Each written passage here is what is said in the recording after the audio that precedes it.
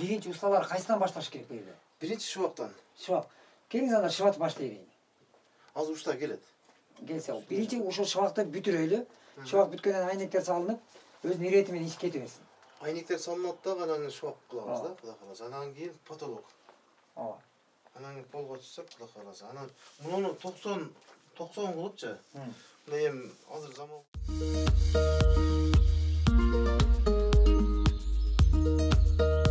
Саламатсыздарбы? Эгер сиз бул материалды көрүп жатсаңыз, анда Кайрымдуу бол коомдук фондунун официалдуу YouTube каналындасыз.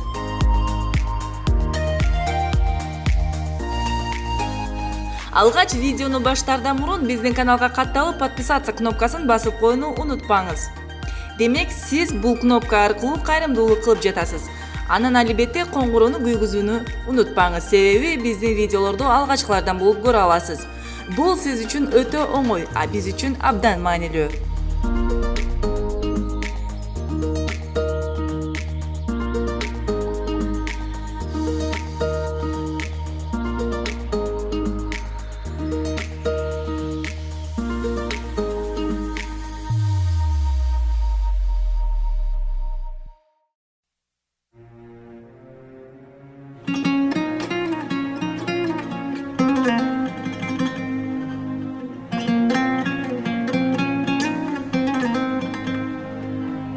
Саламатсыздарбы, ардактуу Кайрымдуу каналыбыздын жалпы көрөрмандары. Кудайым буюрса, өзүбүздүн балалар жергесине келип калдык.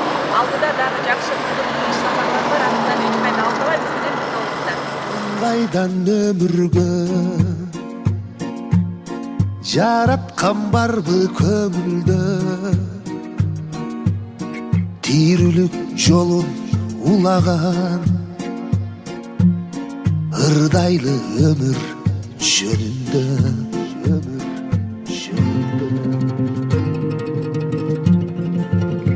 төгүлбө өмүр төгүлбө. Ардактуу көрүүчүлөр, өзүңүздөр билгендей, буга чейин Жалал Абад жергесине келе жатканыбызды эскерткенбиз.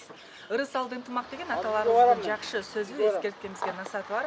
Ошол ырыс алды ынтымак сөзүн, ошол насаатты далилдеп, Жалал Абад областына караштуу Базар Коргон районунун Аук айылында буга чейин Сагын аттуу агабыз ошо элдин ынтымагы менен чет жерге апарып, ийгиликтүү операция болуп, бүгүнкү күндө ата-энесинин кашында аман. Ошол эле айылдын тургуну биздин Кахар деген агабыздын үйүнө ушундай жакшынакай айылдын ынтымагы, кыргыз элинин ынтымагы, дүйнө кыргыздардын ынтымагы менен ушундай жакшынакай үй курулуп, бүгүнкү күндө бүтүү алдында турат. Бүгүн дагы тийиштүү сумманы ошол Азамат Байматов агабыз баштаган Кайрымдуу бол коомдук фонду ошо элге көпүрө болуп дагы болсо ошол үйдү кышка чейин бүтүрүп, Кахар агабызды кирүү максатын көздөп жатабыз. Андыктан кызыктын баары алдыда, дагы болсо биз менен бирге болуңуздар.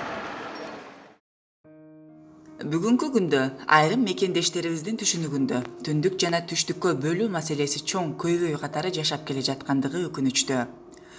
Карапайым калк өз арабасын өзү сүйрөп, колдорунан келишинче алдыга карай умтулуп, бири-бирибизге өйдөдө өбөк, ылдыйда жөлөк болуп, күн кечирип келе жаткандыгыбыз ачуу чындык. Карапайым калктын айрымдары социалдык жана материалдык жактан жардамга муктаж үй бүлөлөр жана жарандар өтө эле көп болгондуктан, Кайрымдуу бол коомдук фонду аз да болсо колунан келишинче мамлекеттен же башка улуттан жардам сурабастан, өзүбүздүн эр азаматтардын кол сунуусу менен канатыбызды кенен жайып, кемебиз менен калкып, чоң сооп дайрасын бойлоп сүзүп келе жаткандыгыбызга ар бириңиздер күбөсүздөр. Сиздердин жана биздердин чабалекейдей чыйпылыктаган ак эмгек маңдай тер менен чогулткан адал акчаларга бүгүнкү күндө чыныгы жардамга муктаж жана аянычтуу тагдырга туш болгон мекендештерге 25 үй салынды. Мындан сырткары 50гө чукул адамга түрдүү операциялар жасалуу менен бирге көчөдө калган багар көрөрү, жоктору дагы убактылуу жай менен камсыздоо милдетин мойнуна алып, тамак ашы жокторду азыктар менен камсыздап келе жатканы сиздердин берген ар бир тыйыныңыздар ушундай чоң жана алгылыктуу иштерди жыйынтыктуу кылуусу сиздердин дагы биздердин дагы жүрөгүбүздү жылуутуусу менен жараткандын ыраазычылыгын табуу болду. Канчалаган көз жаштарды аарчып, алдыга үмүт шооласын чагылдырттыңыздар. Аллахым ар бириңиздерден жана сиздердей мыкты бир туугандарыбызды бул жарыкка алып келген ата энеңиздерден ыраазы болуп, тапканыңыздар жугумдуу болуп, берекесин берсин. Эгерде ушул жакшылыктарыбызды тынымсыз жана талыкпастан уланта берсек, жакшы жашоодо өмүр сүргөн мекендештер көбөйүп, жакырчылыктан эртерээк чыгабызбы деген ишеничте бекем бололу. Ассаламу алейкум, урматтуу мекендештер, урматтуу бир туугандар. Кудайга чексиз шүгүрлөр болсун, жаратканга мактоолор болсун. Бизге ушундай мүмкүнчүлүктү берип, бул жарык аламга жаратып койгондугуна өзү чексиз шүгүр айтсак аздык кылат. Бирок бир жаралган бул жалганда бүгүн биздин сооптуу сапарыбыз өз ишин улап, сүйлөгөн сөзүбүз кур эмес, жакшы бир жыйынтыктар менен болуп аткандыгы сүйүндүрөт. Ата сөзүнө баш ийип, мындай ошонун айланасында аракет кылып, Кудай буйруса жакшы мындай эл ынтымагы, биримдиги ашар жолу менен салынып аткан, курулуп аткан үйлөр. Бул мына ошол үйдүн бири Жалал Абад областынын Базар Коргон районунун Абык айылында турабыз. Мына ушул Абык айылынын айыл башчысы Жаңыбай акем отурат, жанымда турат. Мына агабыз ушул Кахар акемден бир тууганы агабыз турат. Бул жерде менин сүйүнүп, сыймыктануу менен, кубануу менен айта турган сөзүм мына ошол сиз көрүп турган ар бир кыш кыргыздын ынтымагы менен кыналып аткан кыштар бүгүн ушундай кыналып үйлөр туруп жатат эл ынтымагы менен. Илгертен эзелтен аталарыбыз ашар менен ынтымак менен иш бүтүрүп келген. Мына ошол ашардын бири мына байкем башында жоопкерчилигин мойнуна алып, айыл башы Жаңыбай акем башына алып ишти жасап келет. Эми баягы алгачкы немелерде дагы колубуздан келген эмелер жасап, эми мүмкүнчүлүкүбүзгө жараша эмелер жасалып келатат, Кудайга шүгүр. Азыр дагы алыста туруп жакындан колдоо көрсөткөн мекендештер. Мына алыскы Америка кайда турат, биз кайдабыз. Ошол Америкада иштеп жүргөн Филадельфия шаарындагы биздин мекендештерибиз бар. Ал жакта дагы жамаат, ошол жактагы мекендештер. Мына Азиз байке, сиздер бизге ошол жактан $816 жөнөтүздөр. Бизге ошол акча келди, аманат жеткен. Ошо сиздердин жөнөткөн мынайкы ушул аманат ушул бүт калыстык менен, адилеттүүлүк менен, кыянатсыз бир даректүү кылайлы деп ачык айкын отчеттук негизде туура көрүп жасап келебиз. Буну сиздер айтпай эле коюңуздар деп бересиздер. Бирок берип аткан мекендештерге түшүндүрүп, бул эми үлгү катарында болсун, мактаныч иретинде эмес. Анан Жаңыбай байке, ошол жактан жөнөткөн мекендештер маңдай тери менен мээнеттенип, кыйналып, кусалыкта үйүн сагынып, тууган уруун сагынып, элин, журтун сагынып иштешип ошол жакта жүрөт. Бирок алардын сагынычын мына ушундай жолу менен жөнөтүшүп, мекенин сүйгөндүгүн, кыйналса дагы ошол жактан таап, анан жөнөтүп атышат да. Анан ошолордун дагы үй бүлөсү үчүн бир бата тилек дуа алып берип койгула дегендер бар. Балалуу боло албай жүргөндөр бар. Алардын балалуу болушулугуна ушундай бир муктаждуу адамдардын батасы бат тиет деп бата алып келебиз да. Анан могул аманатты дагы ушул үйдүн эмесине жумшайсыз, Жаңыбай байке, бул сизге Кудай буйруса тапшырылат. Анан могул үйдүн азыр мына шыбагы, азыр ушулардын стяжкалары, анан потолокторуна. Ушуларына дагы аракетти кылып, Кудай буйруса, Жаңыбай байке, ушундай кылайлы. Анан убакыттан пайдаланып чакырык кылам. Келиңиздер, кайдыгер болбойлу. Бүгүн биз жакшы иш кылсак, кылбасак дагы, мындай жакшы сөз сүйлөсөк дагы, зымырык учкан куштай өмүрлөр өтүп жатат. Бирок биз ар бир убакытты туура пайдаланганды биле жашайлы дегенге чакырык кылам Кудай буйруса. Азамат, сага дагы рахмат мынакей. Кудай кааласа биз 2 ай мурун, 3 ай мурун баштаган, экөөбүз сүйлөшүп баштаган үйүбүз 1 айда бүттү да, Азамат. Анан мына 1 ай кичине мындай туруп калдык. Өзү негизи 1 айда бул үй бүттү да. Сен айткандай ар бир кыштын немеси ушу биздин Кыргызстан мекендештер, бөтөн жакта иштеп жүргөндөрдүн мээнети чоң да. Эми сен айткандай аякта бирөөнүн элинде, бирөөнүн жеринде иштеп жүрүп, акча салгандан кийин биз дагы туура пайдаланганга аракет кылыш керек да. Бул аманатты өзүнүн кол немесине жеткизип, анан 120 000 расход кетти да бул үйгө. 120 000 расходду, Азамат. Кантип үй бүтүрүп койдуңар көпчүлүк таң калат да. Бул ынтымакчылык менен кылса, көп нерсе бүтүрсө болот экен да. Мен ушуну айтайын дегеним, 120 000 мынакей биздин үйүбүз тикелени үстү жаап, мынакей сон 3 комнат үй салынды да. Эми Кудай кааласа, сен мынакей келип дагы аракет кылып баштадың. Кудай кааласа бул үй ичем бүтөт экен деген ишеничте болуп калдым мен. Кудай кааласа азыр усталарды чакырабыз. Шубагында эле баштайбыз. Кудай кааласа быйыл ушу Кахар ака азыр өзү иштеген, арабыз өт базарда. Азыр өзү болгондо да жакшы болмогон эле да. Тириликте арабыз туруп чип кетти эле, чип кеткен экен. Азыр усталар келет, усталар менен сүйлөшүп, Кудай кааласа эми ылайыш шубагын баштайбыз. Ооба, буйруса. Эшиктерин эки эшик сонун заманбап, сонун эшик 86 өзүбүздүн мына абукта укаларыбыз, инилерибиз алып келип беришти эки эшик. Азыр мына Кахар аканын үйүндө турабы? Үйүндө турат экен азыр. Кудай кааласа эки эшикти койсок, эки рамкага пулубуз бар. Эки айнек рамкасын алып келсек, шубагын баштайбыз. Кудай кааласа. Анан кийин Кудай кааласа тойдо чакырабыз анан. Тойдо келип бирибиз бир килем көтөрүп келсек, бирибиз палас көтөрүп келсек, Кахар акабыздын үйүбүз толуп калат деген ойдо. Кудай кааласа жакшы алиги ой, жакшы неме экен да, бу бүтүп кете берет экен. Жакшылыктын нерсе бүтүп кете берет экен. Мен анан учурдан пайдаланып айтып кетейин, мен мына Азамат Байматтын ишине ийгилик, ден соолук, эч жамандык көрбө Азамат. Дайым ушу кыргыз элинин керегине жарап, соо иштерди кылып жүрөр Азамат. Мына сен өзүм негизи ушу Азамат Баймат келип, ошо сагын инибизге келип көрүп, ушуну да карап турбастан баштасак бүтүп кетет деп ушу демилгени көтөргөн эле. Мынакей Кудай кааласа бир айда бүттүк да эми. Мына үстү жабылып бүттү. Эми Кудай кааласа ичине кирсек, ичип турсак, сен ишиңе ийгилик Азамат, дайым ушу элдин керегине жарап жүрөр. Тынччылык, аманчылык, ден соолук сага. Bir de esas söyle koyun. Акама Birinci cihazı götürgen sizlerge rahmat. Sana azamat. Ondan keyin Cangoy rahmat sizlerge. Şu sizlerden yiyen men, oyungan men. Şu uy bitti mına. Çin açık. Men de oylagam bu işte karşı mümkün bu diyecekti. Çinde tuğanlar men atamın ukasının balasıyım. Şu bol hareket yap. Size çok rahmat. İşine de ilgilik. Amin. Hükümetin içine çektim, turasına çektim. Nisatı götürüp canalagan, sizlerge çok rahmat. Sana şu neden, den soğuk birinciden. Үйүңдө бала чаканда тынччылык, аманчылык, өкмөттө тынч болгула. Аман болгула. Ошондой элдин жарап жүрөр эле. Тынч болгула. Мына ушундай урматтуу жур туугандар, анан бул жерде дагы бир толуктап койчу нерсе, бул үй кандайча эле бул нерсеге бүтүп калат деп бул бир жомоктогудай болбош керек.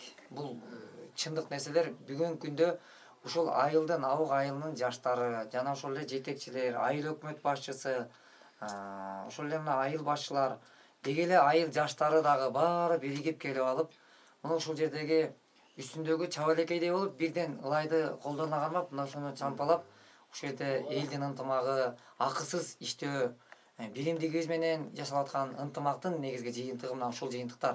Мен дагы ушул жерде туруп, эми мактоо бир гана Кудайга таандык, жана ошого татыктуу жараткан мактоого. Биз инсандар жөн эле бир колубуздан келген нерсени кылып коючу себепкер дүйнөдө, себептүү дүйнөдө.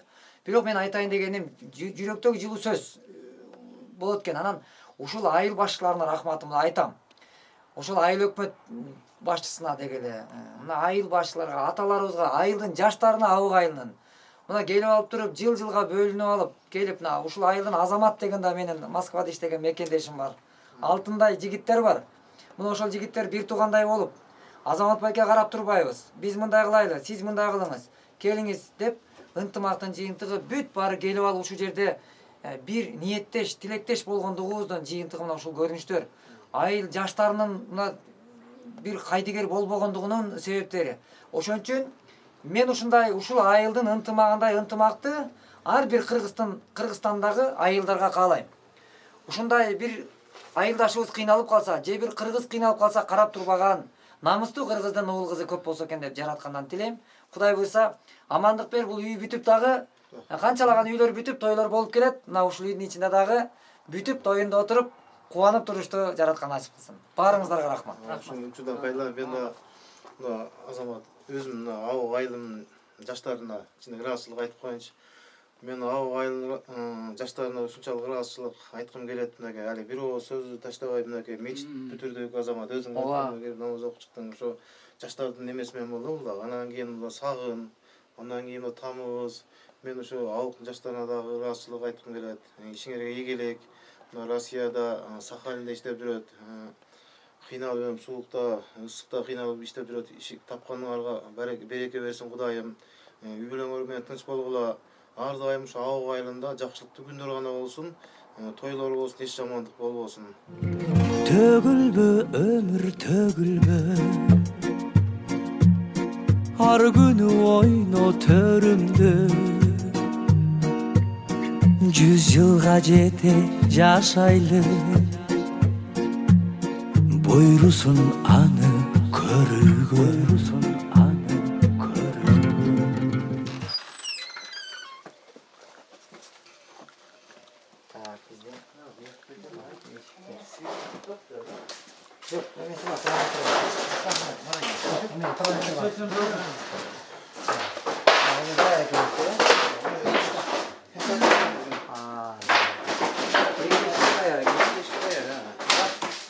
Жақсы ешік. Жакшы эшик, өтө сонун эшик.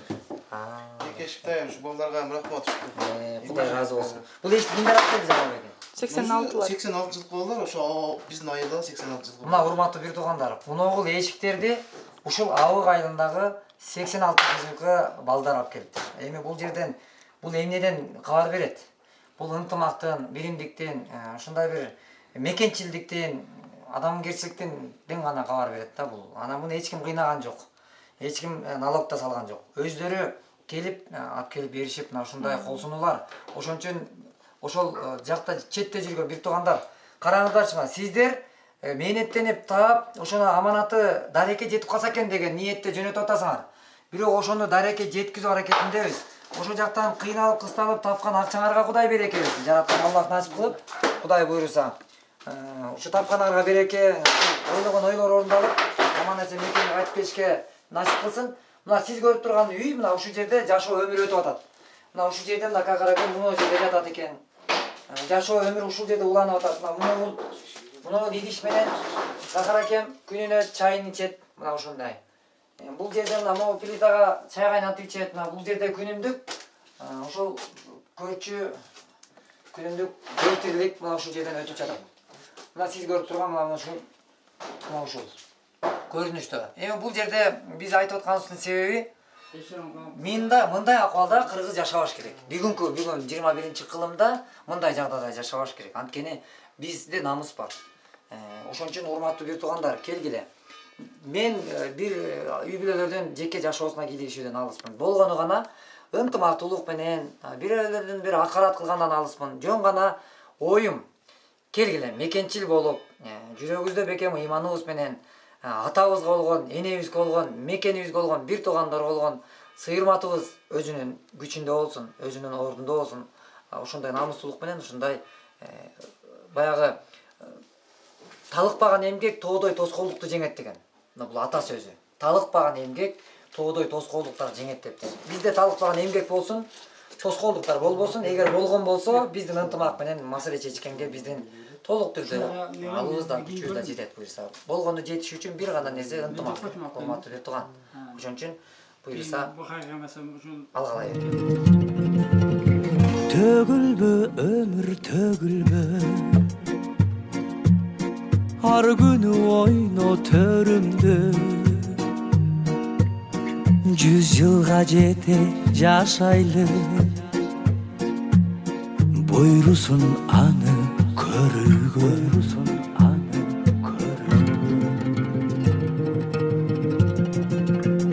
жакшыдан жашылбак калып жамандан жүрөк таккалы мезгилдин улам төрүнө барабыз чогуу аттанып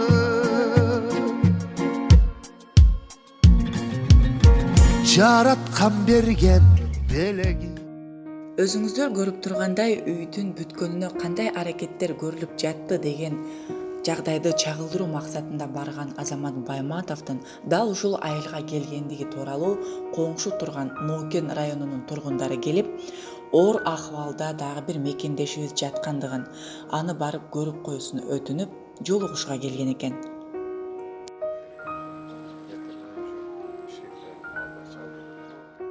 Бул ирет түштүккө болгон сапарыбызда соопкербени долбоору Ош областына баруу менен бирге ар бир чалууларды жоопсуз калтырбастан ар бириңиздерге барып кабыл алууга болгон күч аракеттерибизди жумшадык.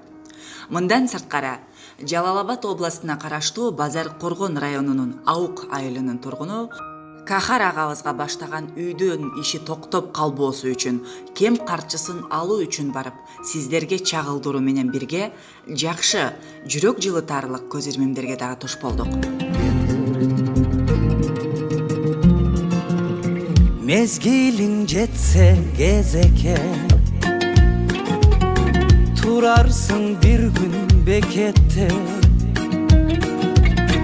Bergen kol ötö jakşıdır Ömürge oşol bereke Мусульман баласынын мойнундагы парыздарынын бири Меккеге баруу болсо, дал ушул айылдын жашоочуларынан 3 үй бүлө ажылык сапардан келип, ошол убакта ажы той берип жаткандыгына туш болдук. Алардын, ажыкелердин сиздерге бата алуу менен биргеликте акыбалдар менен тааныштык. Азамат Байматов өзүбүздүн уул болуп калды деген Аук айылынын тургундары чын дилинен ыраазы болушуп, учурашып жатышты. Себеби көпчүлүктү түйшөлткөн айыл тургуну Сагын агабыздын боор алмаштырууга салым кошуп, Индияга барып, сиздердин салымыңыздар менен себепчи болуп калуу менен биргеликте ошол эле айылга үй салуу милдетин мойнуна алган.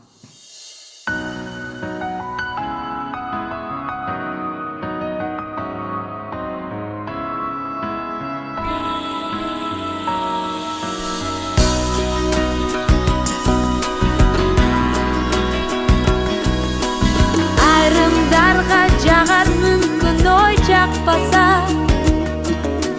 А мен үчүн ыйык нерсең ой ак бата Кылымдарды келе жаткан карытып Неге болбой жакшы салтың ой сактаса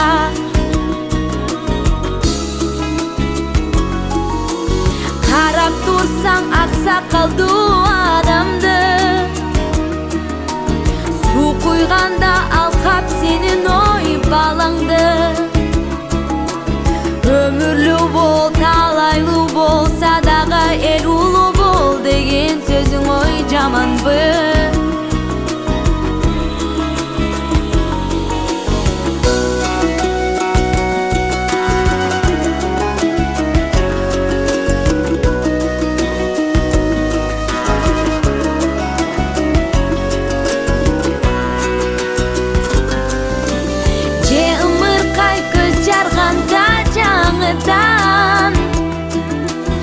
Ата-энеси бата тилет ой барына Неси жаман келген элдер деп турса Өмүрлүү бол жүзгө жаша ой карыган Бакыт тилеп, талай тилеп, бак тилеп Эл улуу Сүйүнүп келдик да işte. Duamızı herkes. Bir dua alasın. Boptur. Abdan ошо 30 gün жүрүп ибадат кылган жерлерибизде Аллахтан баардык киши өзүбүзгө каалаган, өзүбүзгө тилеген жакшылыктарды тилеп бергин деп, өткөндөрүбүздүн күнөөлөрүн кечиргин деп, бул дүйнөдө жашап аткандарыбыздын тообаларыбызды, шүгүрлөрүбүздү кабыл кылып, турмуштарыбызды жакшырткын деп, эл башы, журт башыларыбызга инсап топук бергин, иман бергин деп, ар бир үй бүлөгө жакшылыктарыңы жаадыргын, өндүргүн, өстүргүн деп, оорулууларыбызга шифа тиледик, перзент жокторубузга перзент тиледик, кембагалдарыбызды бай кылдык.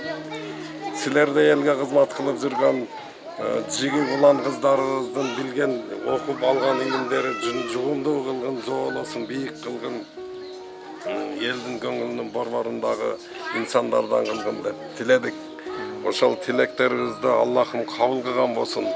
Бардыгыбызга ошо кабыл кылып, тилеген тилектерибизди кабыл кылып, бардыгыбыздын үй бүлөлөрүбүзгө жакшылыктарын, берекелерин жаадырган болсун.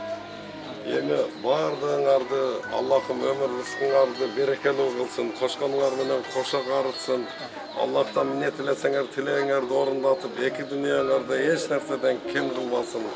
Элдин ичинде, журттун ичинде таанымал инсандардан болуп, ушу элге кызмат кыла турган элдин көңүлүнүн борборундагы ушу инсандарыбыздан болуп жүрүшүңөрдү Аллахтан тилеп көбөйтүп берем деген ушу салымдарын көбөйтүп, соопторун көбөйтүп, күнөөлөрүн кечирип, ушу жакшы көргөн инсандарынын катарына кошкон болсун. Россияда жүргөн биздин айылдын жаштарына